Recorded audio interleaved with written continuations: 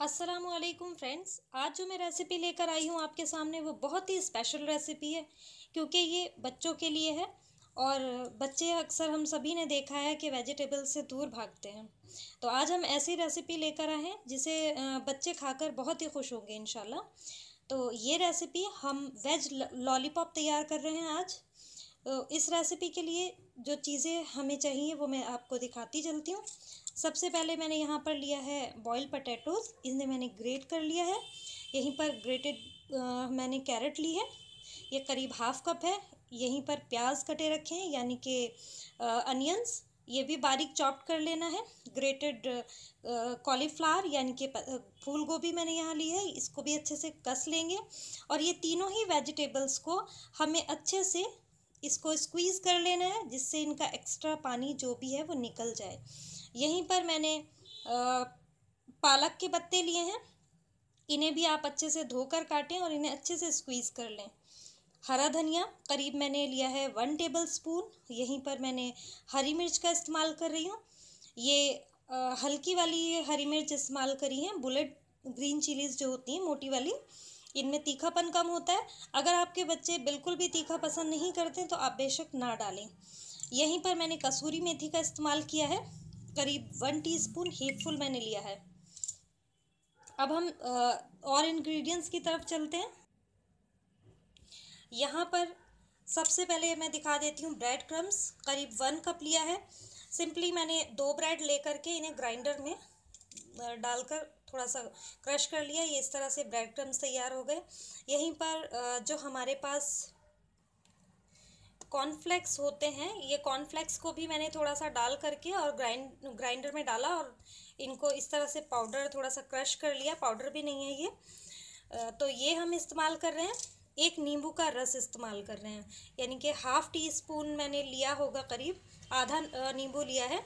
नमक आप अपने टेस्ट के अकॉर्डिंग ले सकते हैं। यहीं पर रेड चिली पाउडर करीब हाफ़ टी स्पून मैंने लिया है। अनारदाना चाहे तो आप डाल लें, नहीं तो हम नींबू का इस्तेमाल आप थोड़ा और ज़्यादा कर लें, अगर नहीं है तो कोई बात नहीं। अनारदाना करीब 1/4 टीस्पून मैंने लिया है। 1/4 टीस्पून से थोड़ा सा ज़्यादा मैंने चाट मसाला लिया है।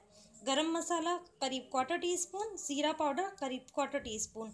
और यहीं पर हमें लॉलीपॉप्स बनाने के लिए इस तरह की स्टिक्स की ज़रूरत पड़ेगी। और फ्राई करने के लिए हमें थोड़ा ऑयल चाहिए होगा, हमें डीप फ्राई करना है ये सारा जो भी हम लॉलीपॉप्स तैयार करेंगे।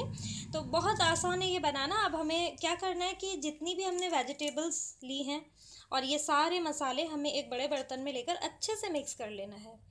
तो मैं मिक्स कर लेती हूँ, फिर आपको दिखाती हूँ आगे की रेसिपी।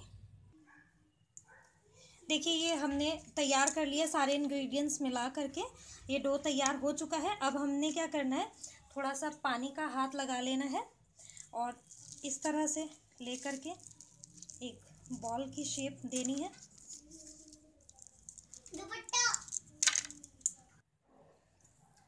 ये स्टिक लेंगे, इस तरह से बॉल बना ली और ये स्टिक बीच में इस तरह से लगा देंगे और इसे इस तरह से शेप देंगे जिस तरह आइसक्रीम होती है, क्योंकि अगर ये मोटा रह जाएगा तो अंदर से पूरी तरह फ्राई नहीं होगा, तो कच्चा ना निकले इसके लिए हमें इसे बहुत मोटा नहीं बनाना है।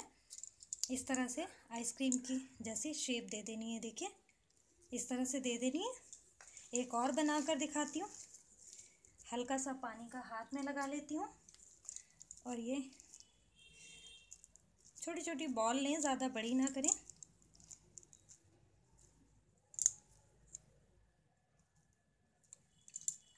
और ये आइसक्रीम स्टिक हमने इस तरह से लगाई और ये देखिए थंब से इस तरह प्रेस करते हुए, ये देखिए बहुत आसानी से बन जाता है। ये देखिए आइसक्रीम की सी शेप हो गई है। ये इस तरह से हम इसलिए बना रहे हैं कि अगर ये थोड़ा भी मोटा रह गया तो अंदर से कहीं कच्चा ना निकल जाए। इस तरह से एक तो शेप बहुत अच्छी लग रही है माशाल्लाह, आइसक्रीम के जैसी, फ्राइड आइसक्रीम बच्चों के लिए।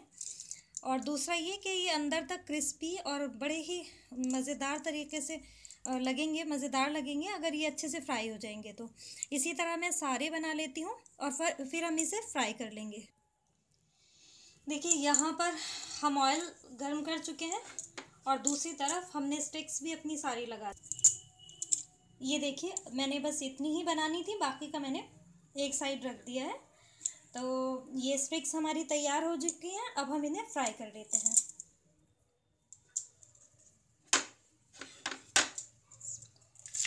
ये स्टिक्स हमने डाल दिए इसमें और मीडियम फ्लेम पर मैं इसे कुक कर रही हूँ, क्योंकि हम चाहते हैं कि ये बिल्कुल अच्छी तरह अंदर तक सिक जाए।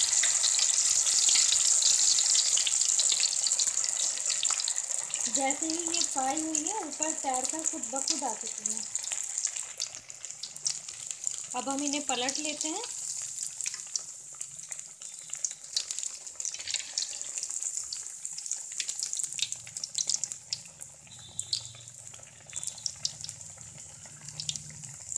ध्यान रहे कि इन्हें हम मीडियम फ्लेम पर ही पकाना है हमें, नहीं तो क्या होगा, बाहर से ये जल जाएंगी और अंदर से ये कच्ची रह जाएंगी, तो सारा मज़ा ख़राब हो जाएगा।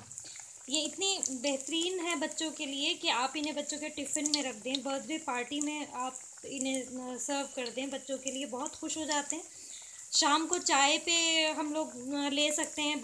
नाप स्टिक लगाएं इनको पकौड़ों की तरह, या आप गोल गोल शेप में इनको कबाब की तरह फ्राई कर लें। किसी भी शक्ल में आप इन्हें तैयार कर सकते हैं, बहुत मज़े के लगते हैं। यहाँ पर मैंने इसमें अनारदाना और नींबू इसलिए डाला क्योंकि गाजर थोड़ा मिठास लिए हुए होती है, तो थोड़ा सा खट्टापन आ जाएगा, तो उसकी मिठास थोड़ी कट जाएगी, कम हो जाएगी। तो इसलिए हमने नींबू और अनारदाने का इस्तेमाल किया है। अगर आप लोग के पास अनारदाना नहीं है तो कोई बात नहीं, आप नींबू थोड़ा और ज़्यादा क्वांटिटी में डाल सकते हैं। ये देखिए सुनहरी हो चुकी है, ये देखिए। बस अब हम इन्हें निकाल लेंगे। ये बिल्कुल तैयार हो चुकी है हमारी वेज लॉलीपॉप्स, बहुत मज़ेदार बनती हैं। ज़रूर बनाएं आप भी, इंशाल्लाह ज़रूर पसंद आएगा आपको भी और आपके बच्चों को भी, क्योंकि मेरे बच्चे तो बहुत ज़्यादा चूज़ी हैं खाने पीने के मामले में। उन्हें आसानी से कोई चीज़ पसंद नहीं आती है, तो मेरे लिए तो ये बहुत समझो कि बहुत अच्छी रेसिपी मुझे ये मिली है। तैयार करी है मैंने कि मेरे बच्चे शौक़ से खा लेते हैं, लंच में ले जाते हैं, उनके फ्रेंड्स को भी बहुत पसंद आती है। तो जिन मदर्स के जो बच्चे इस तरह के हैं, आसानी से कोई चीज़ पसंद नहीं आती है, तो वो तो रेगुलर कुछ ना कुछ ट्राई करते ही रहें। ऐसे नहीं तो ऐसे, ऐसे नहीं तो वैसे, किसी ना किसी तरह उन्हें खिलाना ही खिलाना है। तो ज़रूर तैयार करें, और वेजिटेबल्स खिलाने की तो हमेशा बच्चों को कोशिश करें। तो अब मैं इन्हें निकाल लेती हूँ, तैयार हो गई हैं। फ्लेम हमने बंद कर दी है और अब हम इन्हें किचन टॉवल में उतार।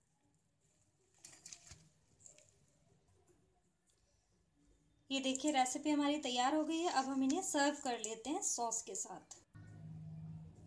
लीजिए तैयार हैं ये वेज लॉलीपॉप्स। आप भी बनाइए, इंशाल्लाह आपके बच्चों को ज़रूर पसंद आएगा। अगर आपको मेरी ये रेसिपी पसंद आएगी तो आप ज़रूर मुझे लाइक कीजिए और मेरा चैनल सब्सक्राइब करना बिल्कुल ना भूलें, और दुआओं में याद रखें। अल्लाह हाफिज़।